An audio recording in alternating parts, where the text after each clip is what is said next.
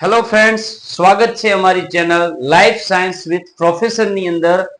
ઘણા બધા સ્ટુડન્ટને ધોરણ 10 ના હોય કે ધોરણ 11 સાયન્સ ના, 12 સાયન્સ તેમજ મેડિકલ સાયન્સ ની અંદર અભ્યાસ કરતા દરેક સ્ટુડન્ટને હાર્ટને દોરવું, હૃદયને દોરવું એ ખૂબ જ કઠિન સવાલ છે દરેક માટે કે હાઉ ટુ ડ્રો હાર્ટ, હૃદયને કઈ સિમ્પલ રીતે દોરી શકીએ. તો આજે આપણે આજના લેક્ચરની અંદર ટોટલ 3 હૃદયની આકૃતિઓ દોરીશું અને તમને કઈ કમ્ફર્ટેબલ લાગે છે, કઈ સારી લાગે છે એ તમને અમને કોમેન્ટમાં પણ કહી શકો છો. સૌપ્રથમ પહેલી વાત કરવામાં આવે તો કે હૃદયની આકૃતિ એ ખૂબ જ તમારા માટે ઇમ્પોર્ટન્ટ છે. તો એને દોરવા માટે આપણે સરળ રસ્તો અપનાવીએ કે ડોટ સિસ્ટમ દ્વારા. 1 ડોટ, 2 ડોટ, 3 ડોટ, થોડાક આપણે નીચે દોરીશું. 1 dot, 2 dot, 3 dot, 4 dot, 5 dot, 6 dot, 7 dot, 8 dot અને 9 ડોટ. સૌપ્રથમ પહેલું શું કરવાનું છે બેટા, અને આવી રીતે એક લીટી કરી નાખો, થોડીક જ વળાંક.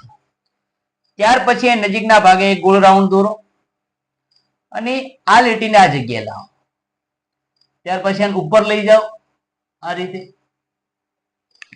રેડી બેટા? આના પછીનું સ્ટેપ છે, અહીંથી એક લીટી લો જે આ રાઉન્ડ થી ખૂબ જ નજીકથી લઈને આ રીતે એને લઈ જાઓ. એવી રીતે અહીંથી એક લો જેને આ રીતે આ જગ્યા ભેગા કરો. કમ્પ્લીટ. થોડુંક આને આપણે ત્રિકોણાકાર ઓછું બનાવીએ છીએ આ રીતે. થઈ ગયું બેટા?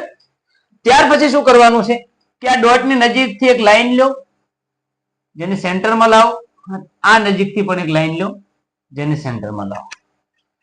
બંને સેન્ટરમાં આવી ગયા એના પછી આ જગ્યાએથી એક લાઈન લો આ રીતે અને જરા બે ખાંચા પાડો આવી રીતે.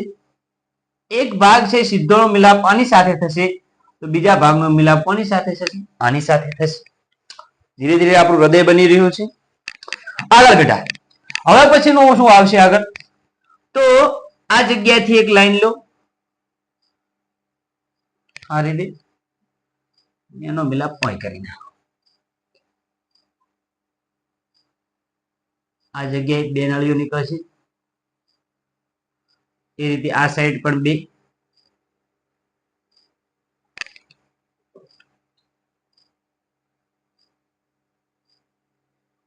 એક ભાગ અહીં, એક ભાગ અહીં.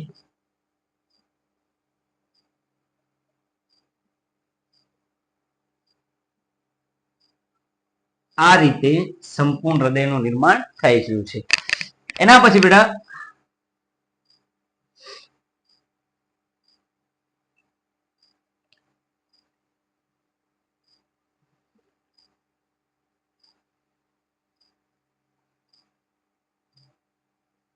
આ રીતે ઉપરની તરફ આપણે મહાધમની કમાનનું નિર્માણ કરીશું. કોનું નિર્માણ કરીશું? મહાધમની કમાનનું નિર્માણ કરીશું આ રીતે.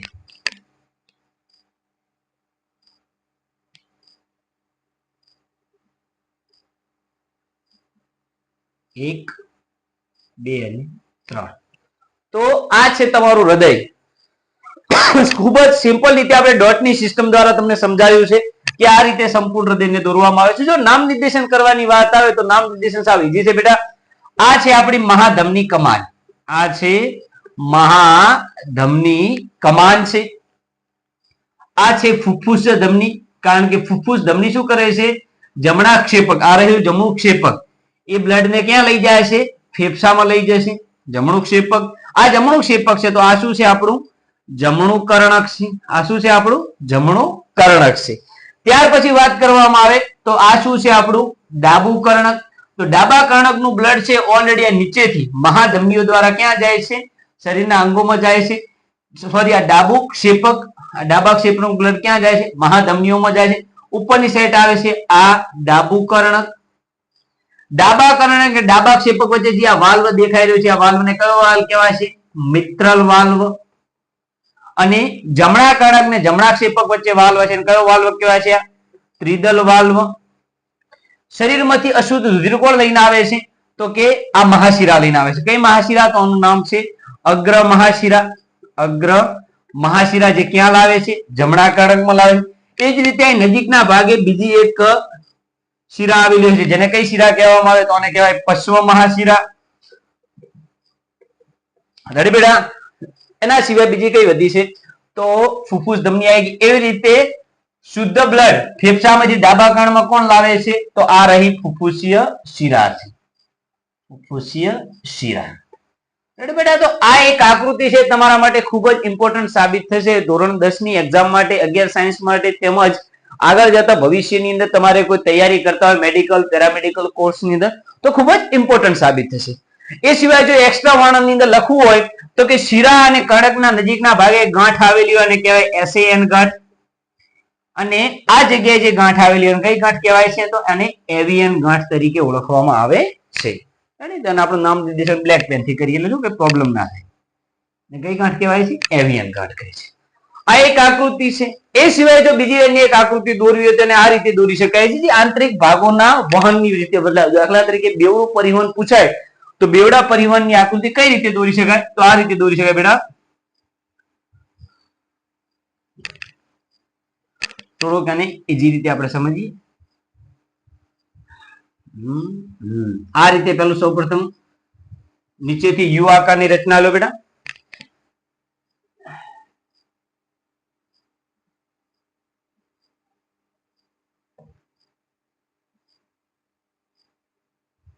આ રીતનું બનાવો.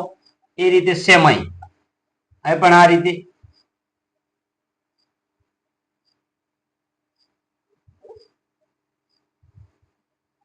આ થઈ ગયું બેટા.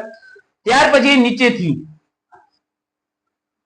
ધીરે ધીરે ઉપર જતા જઈએ તેમ આ ભાગ થોડો કેવો કરતો જવાનો બેટા? સાંકડો કરતો જવાનો છે. કાટલી.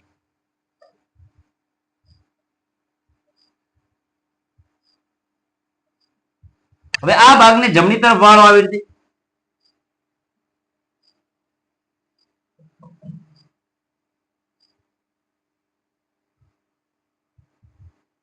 નંબર એક માર્ગ આ થઈ ગયો ઓલરેડી. એક માર્ગ કયો થયો છે બેટા? આપણે આ માર્ગ થશે.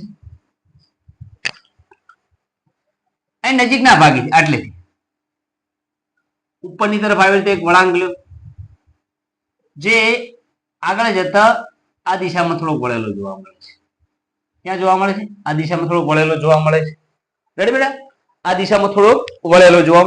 એના નજીકના ભાગેથી આ રીતે વાહિનીનું નિર્માણ કરો. એક આ, એક બીજી અને એક આવી રીતે અહીંથી ત્રીજું નિર્માણ થશે.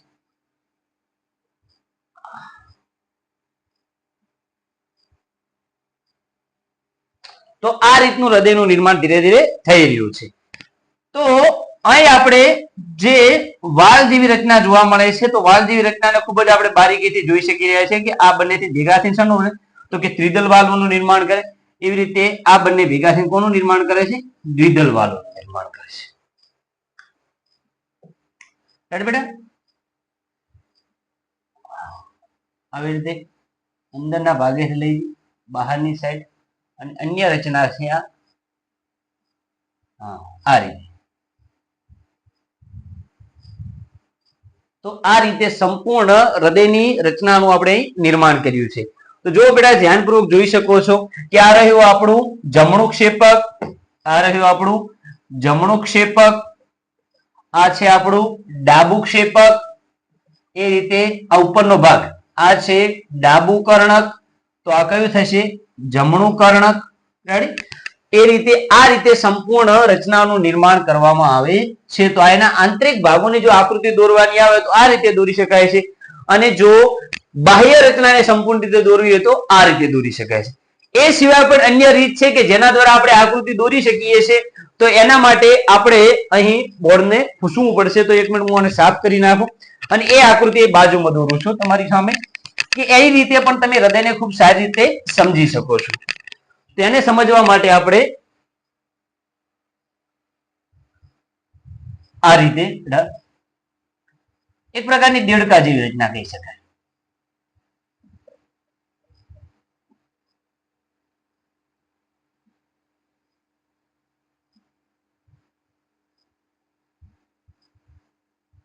ધીરે ધીરે ઉપર જતા રહીએ.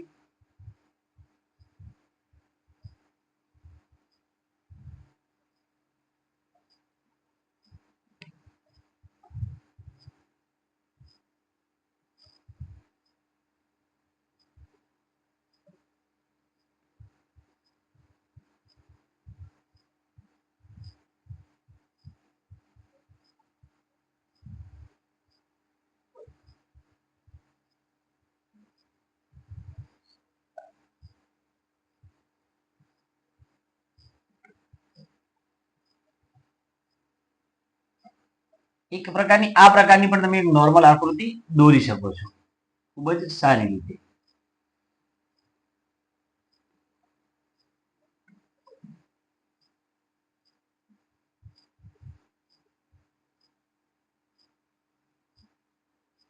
જો સિમ્પલ વેમાં તમારે જો હૃદયને સમજવું હોય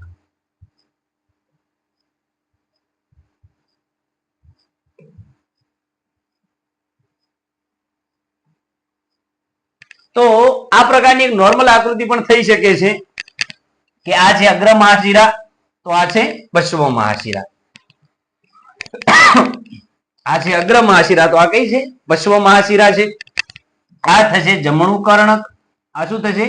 જમણું કર્ણક. તો આ થશે જમણું ક્ષેપક. એ રીતે આ થશે ડાબું કર્ણક. તો આ શું થશે?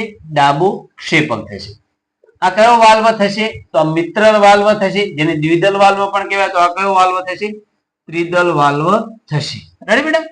બીજી વાત કરવામાં આવે કે આ જગ્યાએ કઈ ગાંઠ આવેલી? એવિયન ગાંઠ આવેલી હોય. તો અહીંથી પર્કિંજે તંતુઓ અને હિસના તંતુઓ જોવા મળે છે. પર્કિંજે તંતુઓ આને કહેવાય છે શુદ્ધ બ્લડ લઈ જતી મહાધમની.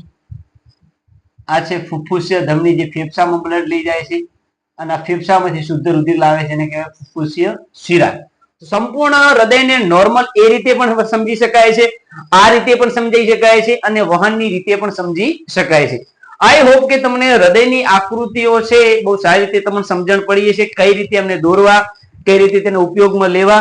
હવે પછીના જે આપણે અન્ય લેક્ચરો આવશે તો એ લેક્ચરની અંદર આપણે ક્યારેક મગજની આકૃતિ, પાચન તંત્રની, અંતઃસ્ત્રાવી તંત્રોની, ઉત્સર્જન તંત્રની, કંકાલ તંત્રની, એવા ફિઝિયોલોજીને લગતા જેટલી પણ આકૃતિઓ આવશે એ આકૃતિઓને આપણે પ્રેક્ટિસ કરીશું.